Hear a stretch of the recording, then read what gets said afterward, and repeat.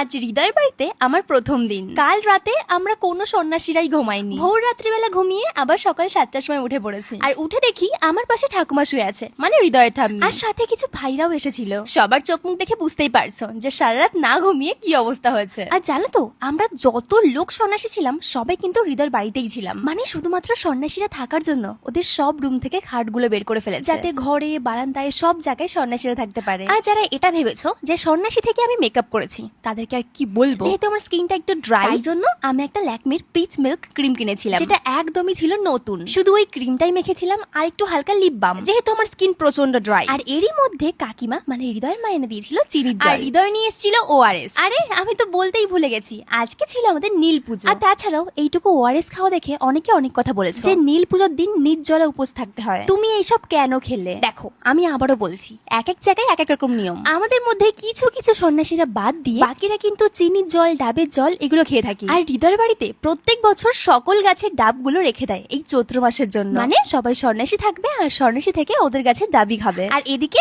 কথা বলতে বলতে আমরা কিন্তু সবাই বেরিয়ে পড়েছি। এখন আমরা যাব আমাদের চড়ক গাছ তুলতে। এবার তোমাদের একটা ইন্টারেস্টিং স্টোরি বলি। এই ছোট্ট পুকুরে আমাদের চড়ক গাছ সারা বছর এখানে রাখা হয়, কিন্তু সারা বছর এই গাছটাই কিন্তু কেউ খুঁজে পায় না। আর প্রত্যেক বছর এই চড়ক গাছ তোলার আগের দিন গিয়ে নেমন্ত্রণ করে আসতে হয়। তারপর যখন চড়ক গাছটা খুঁজতে সব সন্ন্যাসীরা নামে আর তারা পেয়ে যায়। আর তোমরা কারা কারা এরকম কাহিনী জানো আমি অবশ্যই জানিও। আর আমরা চড়ক গাছটা এনে পুজো করে নিয়েছি। এবার আমরা সবাই রেডি হব নীল পুজোর জন্য। তো তার আগে আমরা একটা করে সবাই আবার ডাব খেয়ে নিলাম। তারপর আমাকে শাড়ি পরাতে আমার একটা ভাইজি এসেছিল। আর রেডি হয়ে আমরা চলে যাই আমাদের পুজো মণ্ডপে, যেখানে আমাদের প্রত্যেক সন্ন্যাসীরা পাট ঠাকুর মাথায় নিচ্ছিল। সবাই তো সুমিকে বলেছিল পাট ঠাকুরটা নিয়ে একটু ঘুরতে, কিন্তু সুমি ঠাকুর মাথায় দেওয়ার সঙ্গে সঙ্গে এত কান্না করে দিয়েছিল যে ও ঘুরতেই পারছিল না। যাই হোক, আমার আর হৃদয়ের কারোরই গলার অবস্থা ঠিক নেই, তো একটু ম্যানেজ করে নিও। আর তোমরা আমাকে অনেকেই বলেছিলে যে সন্ন্যাসী থাকতে হলে প্রচুর নিয়ম কানুন পালন করতে হয়, যেগুলো আমরা সবটাই মেনেছি, শুধুমাত্র ভিডিওর মাধ্যমে শেয়ার করা হয়নি। আর সত্যি বলতে এই বছরটা আমি প্রথম সন্ন্যাসী ছিলাম, আর আমি নিজে অবাক হয়ে গেছি